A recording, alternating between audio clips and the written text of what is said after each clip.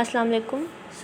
अब हमारे पास तीसरी वीडियो है, तीसरा चैप्टर है और तीसरा चैप्टर है हमारे पास सेल्स एंड सबसेलुलर ऑर्गेनेलीज़। इसमें जो है हमारे पास पहला टॉपिक जो है वो cells the basic unit of the life. ये हमारे पास क्या है, ये एक इम्पॉर्टेंट लॉन्ग क्वेश्चन के तौर पर आता है। Cell is the basic unit of life. Important वैसे ये लॉन्ग क्वेश्चन इंपॉर्टेंट नहीं है, ज़्यादा शॉर्ट क्वेश्चन इंपॉर्टेंट है अगर आप मुझसे पूछें तो, लेकिन आ सकता है ये लॉन्ग क्वेश्चन में भी।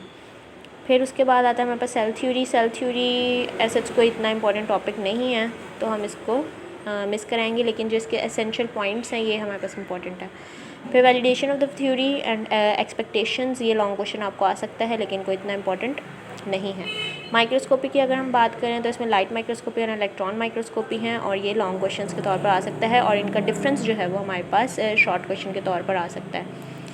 ठीक है, उसके बाद आता है हमारे पास स्ट्रक्चर ऑफ सेल। इसमें अब हमारे पास सेल वॉल है और प्लाज्मा मेम्ब्रेन है। प्लाज्मा मेम्ब्रेन जो है वो एक इम्पॉर्टेंट लॉन्ग क्वेश्चन है।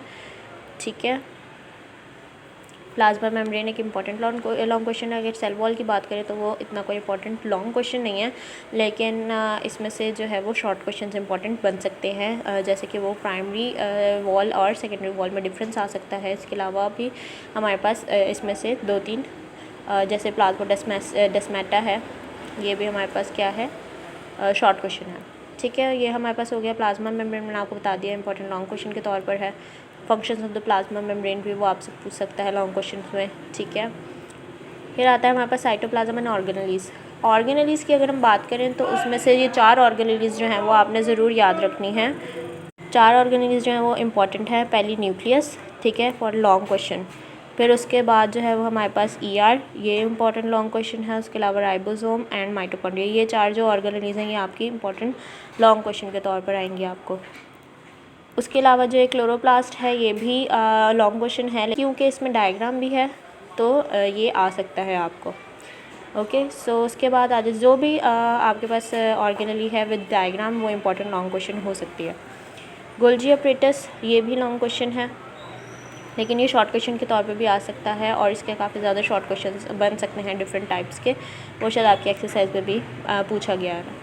उसके बाद आता है हमारे पास लाइजोसोम्स, ये हमारे पास साइकिल जो है ये पूरा, ये हमारे पास लॉन्ग क्वेश्चन के तौर पर अलग से आ सकता है। इसके आप डायग्राम आपको बनानी पड़ेगी और वो आपसे पूछ लेगा, तो आपको इसका आंसर आना चाहिए। फिर आता है हमारे पास पैरोक्सिसोम्स, ये भी हमारे पास ये शॉर्ट क्वेश्चन है, ये भी शॉर्ट क्वेश्चन है। वैक्यूल्स भी हमारे पास शॉर्ट क्वेश्चन के तौर पर ही आते हैं।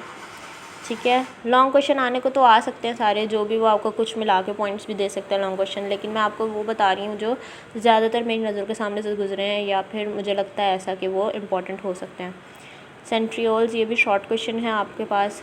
साइटोस्केलेटन, इसमें ये जो है वो क्योंकि इसमें फिलामेंट्स आ गए हैं तो ये फिलामेंट्स आपस में इनका डिफरेंस आ सकता है कि difference between microfilament and microtubules या difference between microtubules and intermediate filaments, तो ये हमारे पास डिफरेंस जो है वो इनका इम्पॉर्टेंट है। जब भी मैं आपको डिफरेंस की बात करूँ तो आपने क्या करना है, आपने कोई से भी इनके डिस्टिंग्विश फैक्टर्स कर लेने हैं। फिर उसके बाद आता है हमारे पास cilia and flagella. Cilia and flagella जो है वो हमारे पास ये भी एक शॉर्ट क्वेश्चन है। ठीक है, उसके अलावा हमारे पास क्या है, प्रोकैरियोट एंड यूकैरियोट सेल। इसमें जो है यूकैरियोटिक सेल और प्रोकैरियोटिक सेल ये एक आपका इंपॉर्टेंट लॉन्ग क्वेश्चन बन जाता है।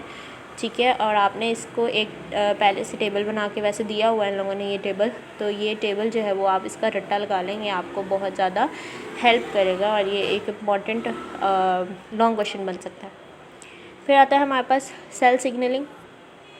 अच्छा, मैं आपको फिर एंड पे बताती हूँ। फिर हमारे पास है सेल सिग्नलिंग का टॉपिक आपको लॉन्ग क्वेश्चन में भी आ सकता है और ये आपको शॉर्ट क्वेश्चन में भी आ सकता है। फिर आता है हमारे पास pathway of the cell signals, ये जो है वो आपको लॉन्ग क्वेश्चन के तौर पर आ सकता है। फिर आता है हमारे पास मेम्ब्रेन ट्रांसपोर्ट मैकेनिज़्म, इसमें आता है पैसिव ट्रांसपोर्ट और एक्टिव ट्रांसपोर्ट। ठीक है, तो ये दोनों टॉपिक्स जो हैं वो अगर साथ आएंगे तो ये आपको लॉन्ग क्वेश्चन के तौर पर आ सकते हैं और ये जो डिफरेंस है आपको आपके सामने टेबल जो बना हुआ है ये शॉर्ट क्वेश्चन के लिए इंपॉर्टेंट है, difference between simple diffusion and facilitated diffusion. सही है, और उसके अलावा आपने जब भी पैसिव ट्रांसपोर्ट और एक्टिव ट्रांसपोर्ट का आप डिफरेंस करें तो आपने इसमें एग्जांपल्स चाहे शॉर्ट क्वेश्चन में करें या लॉन्ग क्वेश्चन में करें, आपने एग्जांपल्स ज़रूर देनी है। Diffusion, facilitated diffusion and osmosis are in the passive transport और जो एक्टिव ट्रांसपोर्ट है उसमें हमारे पास 2 एग्जांपल्स हैं, एंडोसाइटोसिस एंड एक्सोसाइटोसिस। एंडोसाइटोसिस और एक्सोसाइटोसिस का डिफरेंस जो है वो शॉर्ट क्वेश्चन एक बहुत इंपॉर्टेंट है। फिर आता है हमारे पास स्टेम सेल्स। स्टेम सेल्स जो हैं ये सारे जो हैं वो शॉर्ट क्वेश्चन के लिए ही हैं हमारे पास। उसके अलावा categories of the stem cells ये में हमारे पास शॉर्ट क्वेश्चन ही है, आने को लॉन्ग क्वेश्चन भी आ सकता है, लेकिन ये कोई इतना इंपॉर्टेंट लॉन्ग क्वेश्चन नहीं है। और लॉन्ग क्वेश्चन के लिए इंपॉर्टेंट है एडवांटेजेस एंड डिसएडवांटेजेस। और यहाँ पे अब हमारा चैप्टर ख़त्म होता है। So thank you. सब्सक्राइब करना ना भूलिएगा चैनल को, ताकि आपको वीडियोस जो हैं वो टाइमली नोटिफिकेशन के थ्रू मिल जाएं। ओके, अल्लाह हाफ़िज़।